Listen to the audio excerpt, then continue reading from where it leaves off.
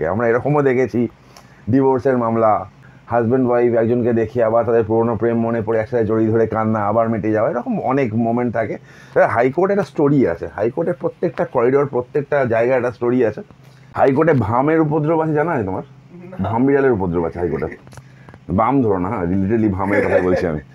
আমাকে যখন ওই অদ্ভুত গলায় আপকা পরিচয় বলে জিজ্ঞেস করলেন, আমার মুখ দিয়ে আওয়াজ বেরোচ্ছে না।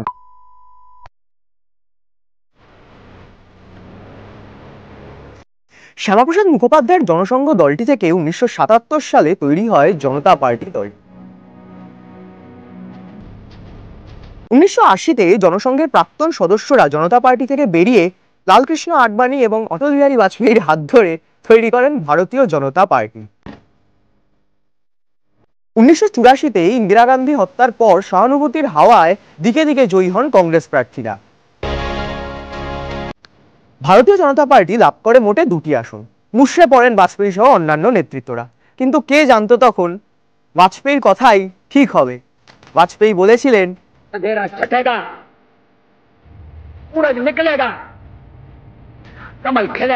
সেই ভবিষ্যৎবাণী একসময় সত্যি হলো। 1996-তে 13 দিনের সরকার, 1998-তে 13 মাসের সরকার এবং 1999-তে এক পূর্ণ মেয়াদ পেল বাজপেয়ী সরকার। তারপর 2014-তে পুনর্নির্বাচিত হলো বিজেপি সরকার, যার নেতৃত্ব দিলেন বর্তমান প্রধানমন্ত্রী নরেন্দ্র মোদী। এই জানতো সেদিন 1984-তে 2খানা মোটে সিট পাওয়া ভারতীয় জনতা পার্টি আজ ভারত তথা বিশ্বের সর্ববৃহৎ রাজনৈতিক দল হবে। আজ আমরা এসেছি বিশিষ্ট নেতা তথা হাইকোর্টের বিশিষ্ট আইনজীবী তরুণজ্যোতি তিওয়ারির কাছে। প্রথমত তরুণজ্যোতি দা, তোমাকে আমাদের চ্যানেলে স্বাগত। ধন্যবাদ। আমাদের এই চ্যানেল এখন একটু একটু করে আর কি শুরু হয়েছে। আচ্ছা, তুমি তো হাইকোর্টের অ্যাডভোকেট, ওকালতি আমরা তোমাকে উকিল হিসাবেই বেশি চিনি, তো সেখান থেকে বিজেপি নেতা কিভাবে? 2009 সাল বা তারও আগে জল বলা যায়, যখন স্কুলে পড়তাম তো স্কুলে মানে অনেক সময় একটা ছোট্টখাটো বইমেলা টাইপের অর্গানাইজ করা হয়, দেখবে অনেক স্কুলে, আমার স্কুলে হতো। তা কিছু দোকান আসতো, তারা বই টই সেল করতো অল্প টাকায়। তো আমি তখন স্কুলে পড়ি, সালটা 1999 কি 2000 হবে। একটা বাংলা বই, কবিতার বই সামনে ছিল, নিয়ে তুললাম ওটাকে। তুলে এক পাশে বাংলা মানে হিন্দি লেখা ছিল বাংলা হরফে, আরেক পাশে বাংলায় ওটা লেখা ছিল। এটা পড়তে শুরু করি, আমার লোকটাকে খুব ভালো লাগতো। বইটা কিনি আমি, আমার মনে আছে দাম তখন ছিল 50 টাকা। আমি বাড়িতে এসে বাবাকে বলি, আমাকে 50 টাকা দাও, আমি বইটা কিনবো। তাহলে ঠিক আছে, নাম শুনে বাবা দিয়ে দিয়েছিলাম। নামটা আমি একটু পরে রিভিল করছি। হ্যাঁ, আমি নিয়ে আসলাম, পড়তে লাগলাম, পড়তে বেশ ভালো লাগছিলো, কিন্তু অদ্ভুত জিনিস না, আমি পুরোটা বুঝতে পারছিলাম না। কারণ আমার মাইন্ড তখন অত ডেভেলপ হয়নি। একটু বাচ্চা ছেলে কতটা ডেভেলপ হবে, মানে আমি 2003 সালে মাধ্যমিক দিয়েছি, আমি 99 বা 98-এর কথা বলছি। বাবাকে দিলাম, বাবা সেটা মানে পড়ে মানে বোঝালেন। ফার্স্ট কবিতা হচ্ছে উঁচাই, বইয়ের লেখক হচ্ছেন অটল বিহারী বাজপেয়ী, তখন তিনি আমাদের দেশের প্রধানমন্ত্রী। 98 পোখরান টেস্টের পর অটল বিহারী বাজপেয়ীর আলাদা ফ্যান ক্লাব ছিল বলা যায়। আমাদের মতো ওই বাচ্চাদের মধ্যে একটা আলাদা ক্রেজ ছিল না, সেটা পড়া শুরু করি। তারপর আস্তে আস্তে ওনার সম্পর্কে পড়া শুরু করি, আস্তে আস্তে বিজেপি সম্পর্কে পড়া শুরু করি। বাবার কাছ থেকে, বাবা যদি অ্যাক্টিভ পলিটিক্সে ছিলেন না, তো বাবা বিজেপির একজন সাপোর্টার ছিলেন। তারপর হতে হতে 2009 সাল, আমি কলেজে ভর্তি হই 2005-এ, মানে এসকারেশন ইনস্টিটিউট অফ ল আমার কলেজ। 2009 সালে কল্যাণীতে যেখানে বাম দুর্গ বলেছিল একটা, সেখানে ফার্স্ট টাইম আমরা টিএমসিপির একটা বড় র্যালি দেখলাম। ওরকম অবস্থায় যারা একটু রাজনৈতিক স্বার্থপরতা ভাবে, তারা হয় ইউপিএ মানে কংগ্রেস জয়েন করতো অথবা তৃণমূল জয়েন করতো। তখন 2009 পরিবর্তনের ঘন্টা বেজে গেছিলো। লোকতাল মন্দিরের উল্টো দিকে বিজেপির একটা অফিস ছিল, একটা টালির চালা ছোট্ট একটা অফিস, তখন অবিভক্ত মণ্ডল। সেখানে গেলাম, সেখানে গিয়ে ফর্ম তুললাম। আমি তখন ফাইনাল 4th ইয়ারের স্টুডেন্ট, ফাইনাল 5th ইয়ার হবে। তুললাম 5 টাকার ফর্ম, 5 টাকার ফর্ম তুলে বিজেপি মেম্বারশিপটা নিলাম। আমি বিজেপির মেম্বার ওই দিনকে এই জন্য ভেবে হইনি যে বিজেপি ক্ষমতায় আসবে, আমি ওই ভেবে হইনি যে নরেন্দ্র মোদী নামে একজন কেউ আসবেন, তিনি প্রধানমন্ত্রী হবেন, তাকে দেখে আমি উদ্বুদ্ধ হবো, আমি না, আমার আদর্শ ভালো লেগেছিলো। আমার ছোটোবেলায় সেই একটা ভালোবাসার মানুষ বললেন না, অটল বিহারী বাজপেয়ী, তাকে জানা, তারপর তার আদর্শ সম্পর্কে জানা। এখন দেখুন অনেকে আছেন যারা বলেন একাত্ম মানব দর্শন, আমি খুব ভালো বুঝি, আমি স্বীকার করতে বাধ্য হচ্ছি, আমি বহুবার পড়েছি অনেকজন আছেন যারা এটা নিয়ে রিসার্চ করেন, তাদের সাথে কথা বলেছি। আমি এখনও পর্যন্ত শেখার চেষ্টা করছি, আমি অল্প অল্প বুঝি। আমি একাত্ম মানব দর্শন পুরো বুঝে গেছি তা নয়। একটা আদর্শের জন্য বিজেপিতে জয়েন করা 2009 সাল। 2010 সালে আমি পাস আউট করলাম, বিজেপি লিগ্যাল উইংয়ে ঢুকলাম। আমি রাজ্য অফিসে গেছিলাম, আমার মনে আছে এখনো। রাজ্য অফিসে গেছিলাম, রিতেশ দা ছিলেন। রিতেশ দা গেটটা সেদিনকে খুলেছিলেন ওপরে, রাহুলদা যে ঘরে বসতেন। দেখা, রাহুলদা একটা ভালো গুণ ছিল, রাহুলদা ইন্ট্রোডিউস করে দিত ঠিকঠাক। তো একজন অ্যাডভোকেট ছিলেন তখন, লিগ্যাল সেলের ইনচার্জ ছিলেন সমীর পাল সাহেব। স্যারের সাথে আমার পরিচয় করলেন রাহুলদা, ওনার কাছে গেলাম। লিগ্যাল সেল তখন পুরো পশ্চিমবঙ্গে আমাদের সদস্য সংখ্যা বিজেপি লিগ্যালে 47 জন। 2010 সাল 47 জন। যাই হোক, সেখানে ঢোকা, সেখানে একের পর এক পরিচয় বাড়ানো, সেই ইউনিটে আস্তে আস্তে স্টেট কমিটি মেম্বার, সেই ইউনিটের অ্যাসিস্ট্যান্ট সেক্রেটারি, তারপর জেনারেল সেক্রেটারি, এরকমভাবে আমার পদোন্নতি হয়েছে। তো দেবজিৎ দা একদিন ফোন করলেন হঠাৎ, 2017। দেবজিৎ দা তখন প্রেসিডেন্ট হয়েছে পার্টির, মানে যুব মোর্চার। ফোন করে বললেন যে লিগ্যাল সেল আর কদিন চালাবি, চলে আয় এদিকে। 2017 তখন যুব মোর্চা, মানে আমার লিগ্যাল সেল থেকে যুব মোর্চা, মানে ক্লাস অর্গানাইজেশন, একটা লয়ার অর্গানাইজেশন, সেখান থেকে মাস অর্গানাইজেশন যুব মোর্চা আমার আশা। এই হচ্ছে পলিটিক্যাল জার্নি। এরপর তো মাঝখানে আপ ডাউন অনেক ছিল, আছে। যেই পার্টিটা যদি বলি, আজকের দিনে দাঁড়িয়ে বলি পশ্চিমবঙ্গের অ্যাসপেক্টে, এটা সুকান্ত মজুমদার বা শুভেন্দু অধিকারী বা দিলীপ ঘোষ কেন্দ্রে, নরেন্দ্র মোদী, জেপি নাড্ডা বা অমিত শাহ, এদের কারোর দল নয়। এই দলটা আমার মতো সাধারণ যা ছোট ছোট কার্যকর্তা আছে, কোটি কোটি কার্যকর্তা আছে, যা ভালোবেসে চলে, এটা তাদের দল। পৃথিবীর সর্ববৃহৎ রাজনৈতিক দলের সাথে যুক্ত হয়ে আমি সৌভাগ্যবান। এই হচ্ছে আমার পলিটিক্যাল জার্নি সো ফার। তুমি যে বলছো যে বাজপেয়ী জিকে দেখে এই দলে আসা, আমারও রাজনীতি নিয়ে ইন্টারেস্ট খানিকটা ওনার জন্যই। আমি তো আগে কিছু বুঝতাম না, ক্লাস 8-এ পড়ি, তখন উনি মারা গেলেন 2018-তে। যখন উনি প্রয়াত হলেন, তারপরে ভাবলাম যে কে এই লোকটা, দেখি একটু পড়ে। এবার পড়তে পড়তে সেখান থেকে আমার রাজনীতিতে ইন্টারেস্ট। তোমাকে সাজেস্ট করবো না, মানে ওই বইটার বাংলা ভার্সন আছে, অটল বিহারী বাজপেয়ী, ওই মেরে 51 কবিতায়, মানে আমার 51টা কবিতা, খুব ফেমাস একটা বই, সংকলন। সাজেস্ট করবো না, ওটা পড়ো।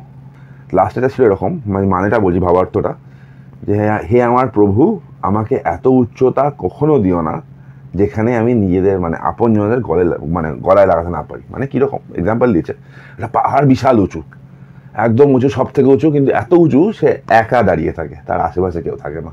একটা পাহাড় এত উঁচু, সেখানে গাছ জন্মায় না, পাখির আশ্রয়স্থল হতে পারে না। একটা পাহাড় এত উঁচু, সে কাঁদলেও সেখানে বরফই জমে যায়। সুতরাং এত রুক্ষতা, এত উচ্চতা আমার দরকার নেই। এটা ছিলেন অটল বিহারী বাজপেয়ী, সেই বিখ্যাত উঁচাই কবিতা, অ্যান্ড দ্যাট ইজ দ্য মানে টার্নিং পয়েন্ট। আচ্ছা দাদা, তুমি তো হাইকোর্টের অ্যাডভোকেট, এমন কোনো স্মরণীয় মামলা যেটা চিরজীবন মনে থেকে যাবে? অনেক আছে, সব কটা স্পেশাল, প্রত্যেক কটা মামলা স্পেশাল। কেন স্পেশাল বলছি, মামলা আমাদের লয়ার, আমাদের প্রোবোনো মামলা থাকে প্রচুর, মানে ফ্রি মামলা থাকে প্রচুর, সেটা আমরা টাকা নিই না। পেইড মামলা থাকে, যার জন্য আমাদের লাইভলিহুড তো চলে। আমরা তো আর জাদু নয় যে ধূপ খেয়ে থাকবো, মানে উই নিড মানি, রাইট? তো এরকম অনেক মামলা আছে, প্রত্যেকটা মামলা হচ্ছে আমাদের কাছে আমাদের বেবির মতো। অনেক মামলা মনে আছে, দুটো মামলার কথা বলি। আমার জীবনে একদম প্রথম দিকের বা প্রথম মাসের মামলা বলা যায়। আমার দাদা লয়ার, আমার বাবাও লয়ার। একটা ক্রিমিনাল ম্যাটার, বেল যাচ্ছি তখন আমি, দাদা সে আমাকে লিড করবে একটা, দাদা সে জুনিয়র হিসেবে থাকবো। দাদা বললেন পড়েছিস? না, হ্যাঁ পড়েছি। বলে আমি আসছি। আমি কোথায় যাচ্ছি? আমি বললাম কোথায় যাচ্ছিস? তুই করে দে। আমি বললাম ফার্স্ট টাইম একটা বেল করবো, মুর্শিদাবাদের একটা ছিল, ইউএপিও অ্যাক্ট ছিল তার মধ্যে। বলে না করে দে। আমি গেছি, মামলা মুভ করছি। জজ সাহেব ছিলেন তখন, আমাদের পিউনি জজ ছিলেন চিফ জাস্টিসের সাথে অসীম রায় সাহেব বসতেন। অসীম রায় নতুন ছেলে, অসীম রায় সাহেব মানে বাজাচ্ছেই, মানে এটা ভয় করে আর কি করেই হয়, ও UAPA is there, arms has been recovered from you. আমি তো ভয় পাচ্ছি, মানে রিজেক্ট হবে। আমি সাবমিশন করার পর রীতিমতো ভয়ে আছি। ইন দ্য মিন টাইম পাশ থেকে শেখর বোস সাহেব ছিলেন, ইজ মাই সিনিয়র লয়ার, মানে ইজ এ ওয়ান্ডারফুল পারসন। আমার গাউনটা টেনে বললো এমনি ভয় দেখাচ্ছে, বেল তোমার দিয়ে দিয়েছে। And that bail was granted. এটা ফার্স্ট। আর সেকেন্ড আরেকটা মামলা আমার মনে আছে, যেটা না হলে আজকে আমি হতে পারতাম না, আমার হয়তো কনফিডেন্সটাই আসতো না কলকাতা হাইকোর্টে মামলা করার। সেটা হচ্ছে একটা মামলা আমার মনে আছে, জাস্টিস দীপঙ্কর দত্ত সুপ্রিম কোর্টের মানে জজ বিচারপতি, তার এজলাসে একটা মামলা কলকাতা হাইকোর্টে। আমার লাইফের ফার্স্ট রিট পিটিশন। মামলা করতে করতে আমি মানে উল্টো আর্গুমেন্ট করে দিয়েছি। উল্টো আর্গুমেন্ট যেটা আমার এগেন্সে, এটা আমি বলে দিয়েছি। যিনি ছিলেন মানে গভর্নমেন্টের আইনজীবী, তিনি বললেন, আর প্রাইভেট রেসপন্ডেন্ট যিনি ছিলেন তারা একত্রে বললেন, তারা কোয়াইট ফেমাস, আমি নাম করে আজকে তাকে ছোট করতে যাই না বা কিছু করতে যাই না, বললেন, see my lord, he is admitting my case. আমার মনে আছে জাস্টিস দিবঙ্গত সিংহের কথাটা, বলেছিলেন যে মিস্টার এক্স, আমি নাম বলছি না, কোয়াইট ওয়েল নন পার্সন, না, বললেন mister X, see your practice age and his age. জাজ সাহেব তখন বললেন, if I was in your position I would have submitted this করে 4টে প্যারাগ্রাফ বললেন, আমার সাবমিশনে ওগুলো বসালেন অ্যান্ড অর্ডার আমার ফেভারে তিনি দিয়েছিলেন। একটা জুনিয়র ছেলেকে, খুব এমন কোনো বড় মামলা, ছোটো একটা কনসিডারেশন মামলা ছিল, একটা জুনিয়র ছেলেকে বুস্ট করার জন্য তখন এই জজ সাহেবরা ছিলেন। জাস্টিস দীপঙ্কর দত্তর মতো জাজ, বা অনেকে বলেন, আমাদের বলুন জাস্টিস সঞ্জীব ব্যানার্জির মতো জাজ যারা ছিলেন ক্যালকাটা হাইকোর্টে, তারা আমাদের মতো জুনিয়র ছেলেদের বুস্ট করেছেন, মামলা করার সাহস জুগিয়েছেন। এবার হাসি ঠাট্টার মোমেন্ট তো অনেক থাকে, আমরা এরকমও দেখেছি, ডিভোর্সের মামলা, লোয়ার করে ডিভোর্স হয়ে গেছে, হাইকোর্টে অ্যাপিলে এসছে, অ্যাপিলে লাস্ট দেখা, অ্যাপিল মোটামুটি অ্যালাউ হয়ে যাবে, মানে এটাই সেই সময় হাজব্যান্ড ওয়াইফ একজনকে দেখি আবার তাদের পুরোনো প্রেম মনে পড়ে একসাথে জড়িয়ে ধরে কান্না, আবার মিটে যাওয়া, এরকম অনেক মোমেন্ট থাকে। হাইকোর্টে একটা স্টোরি আছে, হাইকোর্টের প্রত্যেকটা করিডোর, প্রত্যেকটা জায়গায় একটা স্টোরি আছে। লয়ারদের মধ্যে হাসি ঠাট্টা মজাক আছে। ফর এক্সাম্পল, কোনো লয়ারদের কোর্টের মধ্যে চুরুদান দেখবে, মানে একে অপরকে কাউন্টার করে দেখবে, বেরিয়ে আসার পর সেই একটা লয়ারকে হয়তো বলবে একটা সিগারেট দাও, খাই, মানে একটা বা চা একসাথে চলো খাই। This is the relationship of the bar. হাইকোর্টের মধ্যে এটা আমরা প্রথম থেকে দেখেছি, এখন যদি কালচার চেঞ্জ হচ্ছে একটু, আমরা সবাই কালো কোট, আমরা কেউ লাল নয়, আমরা কেউ নীল নয়, আমরা কেউ সবুজ নয়, আমরা কেউ গেরুয়া নয়। একটা লয়ারের গায়ে যদি হাত পড়ে, প্রত্যেকটা লয়ার একত্রিত হয়ে তার বিরোধ করবে। এটা হচ্ছে আমাদের বারের ইউনিটি, এবং আমি গর্বিত এরকম একটা বারের সদস্য হয়ে। আমাদের রাজনৈতিক পরিচয় আছে, অবভিয়াসলি আছে, রাজনৈতিক পরিচয়টা ওই কোর্ট থেকে যখন বেরোই আমরা তখন রাজনৈতিক পরিচয় আছে, আবার কোর্টে ঢুকলে রাজনৈতিক পরিচয় নেই। This was the culture of the Calcutta high court. কোর্টে এই যে আপনি বলেন যে প্রচুর মজার ঘটনা আছে, একটা দুটো মজার ঘটনা যেটা মনে পড়ছে। জাস্টিস দেবাংশু বসাক, মজার ঘটনা মানে কোর্টের মজার ঘটনা না, উনি 8 নম্বর কোর্টে বসতেন। হাইকোর্টে ভামের উপদ্রব আছে, জানা আছে তোমার? ভাম বিড়ালের উপদ্রব আছে হাইকোর্টে, বাম ধরো না, লিটারেলি ভামের কথাই বলছি আমি। সে ভামের উপদ্রবে কি হয়েছিল, 8 নম্বর কোর্টে উনি বসছেন, ওই ওপরে স্লাইড ছড়ে গিয়ে দুটো ভাম বিড়াল তার ইজলাসে তার টেবিলের উপর পড়েছিল। তখন ওনার যে উঠে যাওয়াটা এখনো মনে আছে, হাসির ব্যাপার যদিও। তারপর অনেক লাইটার মোমেন্ট আছে, আমি মানে কতগুলো বলবো। অ্যাডভোকেট জেনারেল কিশোরদা রাজ্যে অ্যাডভোকেট জেনারেল, কিন্তু আমাদের অত্যন্ত প্রিয় একজন লোক, আইনজীবী হিসাবেও দুর্দান্ত আইনজীবী, কোনো সন্দেহ নেই। তাকে কথার কথা তিনি বলেছেন, আমি ভেজ খাই না, আমি মাছ খেতে ভালোবাসি, আমি অলওয়েজ মাছ খাই। সেটাকে নিয়ে ইউটিউব চ্যানেল কিছুগুলো চালিয়ে দিল যে উনি বাঙালি, উনি বাঙালি, মানে সারাদিন মাছ খান, এই খান। আমি বুঝে পাই না, এরা যারা করে তারা কোর্ট সম্বন্ধে তাদের আইডিয়া নেই। এই লাইটার মোমেন্টগুলো, এই ইয়ার্কিগুলো, এগুলো হাইকোর্টে চলে, এগুলো নিয়ে মানে ক্যাওয়াস করার কিছু নেই। এটা যারা কোর্টের পার্ট নয় তারা কোনোদিন বুঝবে না। আর এই লাইভ স্ট্রিমিংয়ের চক্করে আমাদের অনেক লাইটের মোমেন্ট আছে যেগুলো নষ্ট হয়ে যাচ্ছে, এগুলো আস্তে আস্তে বরবাদ হচ্ছে, সেগুলো আমরা এনজয় করতাম। এখন মানে অনেক সময় এরকম হতে হয় যে অনেক সময় ইয়ার্কি চলে, মানে বারার বেঞ্চ, অদ্ভুত জিনিস হচ্ছে, যারা ওই পারে আছেন, যারা জজ সাহেব আছেন, যারা হাইকোর্ট থেকে হয়েছেন, জজ হয়েছেন, তারা তো এই পারেরই ছিলেন। করিডোরের আড্ডাটা কি জিনিস তারা জানেন, করিডোরে কি হয় তারা জানে। তোমাদের মনে হতে পারে উকিলবাবুরা প্রচণ্ড সিরিয়াস, তোমরা ভাবো সাধারণ মানুষ, উকিলবাবুরা মামলার সময় সিরিয়াস, উকিলবাবুরা ক্লায়েন্ট মিটের সময় সিরিয়াস, চেম্বার ওয়ার্কের সময় সিরিয়াস। বাদবাকি আমাদের মতো আড্ডাবাজ কমিউনিটি কিন্তু দুটো নেই। কোর্টে বাদবাকি সময়টা আমরা যখন মামলা থাকে না, যখন ক্লায়েন্ট মিট করি না, যখন কোনো কাজ করি না, বাকি টাইমটা আমরা আড্ডা মারি, আর একটা দুর্দান্ত সময় কাটাই আমরা। একটা আড্ডা ইয়ার্কি এদের মধ্যে চলে। আমাদের কোর্টে ক্রিকেট হয়, আমাদের কোর্টে ফুটবল হয়, বিভিন্ন টাইপের গেমস হয়, অ্যান্ড উই লাভ দ্যাট। মানে এটা হচ্ছে হাইকোর্ট, এটা হাইকোর্টে সব করেই তাই। এই মজার একটা সুন্দর একটা পরিবেশ আছে, সেটা আশা করব ভবিষ্যতেও যেন নষ্ট না হয়। এই যে তুমি বললে না যে এরকম আমাদের মধ্যে আড্ডাবাজ কমিউনিটি কেউ নেই, এটা এবার আমার মা দেখবে, তারপর আমার মা বলবে যে এই তো আমি বলেছিলাম পড়াশোনা করতে হবে না বলে এটা নিয়েছিস, আমি বলেছিলাম তো। ভুল কথা মানে কেন বলছি, একটা কথা নেই এখন, মানে খুব লাইটার নোটে বলছি, আমার কথা উল্টো পাল্টা মনে করো না, তোমার অসুবিধা করবে না আশা করি। জাস্টিস প্রতীক প্রকাশ ব্যানার্জি ছিলেন, অত্যন্ত শার্প একজন অ্যাডভোকেট ছিলেন। তিনি যাচ্ছিলেন, কিডনি প্রবলেম হয়, মানে খুব প্রিম্যাচিওরভাবে তিনি মারা যান। তিনি একটা কথা বলেছেন আমাদেরকে, খুব ইম্পর্টেন্ট কথা বললেন, this profession is like jealous mistress. এই প্রফেশনটা কেন, মানে if you are keeping one mistress, তোমার এক্সট্রা কেয়ার নিতে হয়, তাহলেই সে থাকবে, নাহলে সে তোমাকে ছেড়ে পালাবে। ঠিক সেমভাবে এই প্রফেশনটা ইজ এ নোবেল প্রফেশন। আমাদের এখানে এক্সট্রা কেয়ার নিতে হয়, এখানে প্রচুর টাইম দিতে হয়, ফ্যামিলি টাইম বলে আমাদের অনেস্টলি কিচ্ছু থাকে না। দাদা আমি দেখেছি প্রধানমন্ত্রীর সাথে তোমার সাক্ষাৎ হয়েছে, আমি দেখছিলাম তোমার প্রোফাইলে। প্রধানমন্ত্রীর সাথে সাক্ষাতের অনুভূতিটা কেমন ছিল? তার স্টাইল অফ ওয়ার্ক দেখেছি, দেখে মানে যতবার দেখেছি মুগ্ধ হয়েছে। আমি অনেস্টলি বলছি, ভদ্রলোক যতটা এই বয়সে খাটে তার 10% যদি আমি আমার বয়সে খাটতে পারতাম তাহলে নিজেকে আমি মানে সৌভাগ্যবান মনে করতাম। আমি পারি না। উনার অন্য ক্ষমতা আছে, সেই ক্ষমতার বলে উনি এত খাটতে পারেন, আমি পারি না। আমার কথা বলছি, ফার্স্ট টাইম যখন তাকে দেখার সুযোগ পাও, তার সাথে কথা বলার সুযোগ পাও, বা তুমি আমি যে ডিস্টেন্স তখন তোমার কাছে কোনো ভাষা থাকে না। ভাষা থাকে না মানে তুমি কি বলবে, কেন বলবে, ইউ ডোন্ট নো এনিথিং। মানে you are seeing the person যাকে তোমার প্রচণ্ড ভালো লাগে। তো ওই একটা অনুভূতি আমি হয়তো সেদিনকেও ডেসক্রাইব করতে পারিনি, আমি আজকেও ডেসক্রাইব করতে পারবো না।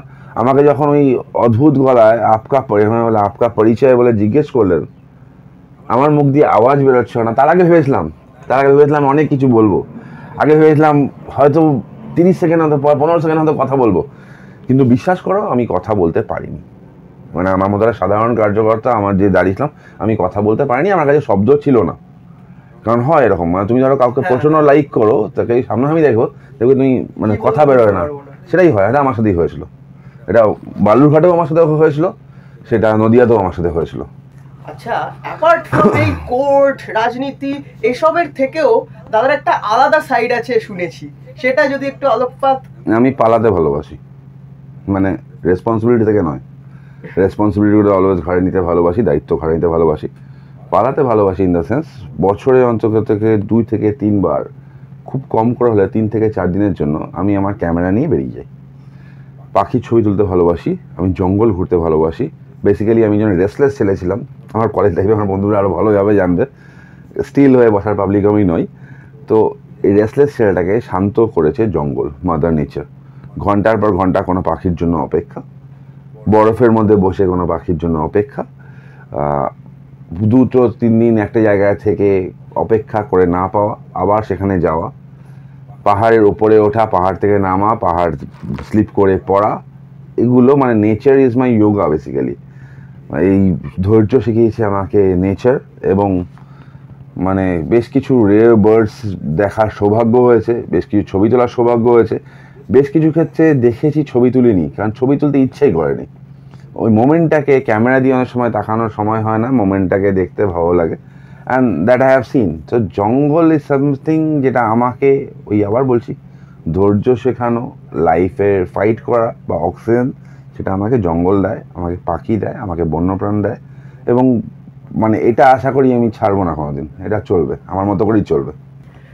অনেক ধন্যবাদ দাদা আমাদেরকে সময় দেওয়ার জন্য। একটু সাবস্ক্রাইব করতে বলে দিন না। আর ভাই ভালো কাজ করছে, একটা অদ্ভুত মানে জিনিস করছে। সবার নোন যেগুলো ফেস আছে, যারাকে চেনেন বিভিন্ন সময় রাজনৈতিক একটা সিরিয়াস টাইপের বক্তৃতার মাধ্যমে, তারা একটু অন্য সাইড নিয়ে কথা বলছে। It's a very good work, wish him all the success in his life. And তার চ্যানেলটা নতুন, হি ইজ গ্রোয়িং। আপনাদের সবাইকে রিকোয়েস্ট করছি সাবস্ক্রাইব করুন, ফলো করুন, এবং বন্ধুদেরও সাজেস্ট করুন সাবস্ক্রাইব করার জন্য। ধন্যবাদ, থ্যাংক ইউ।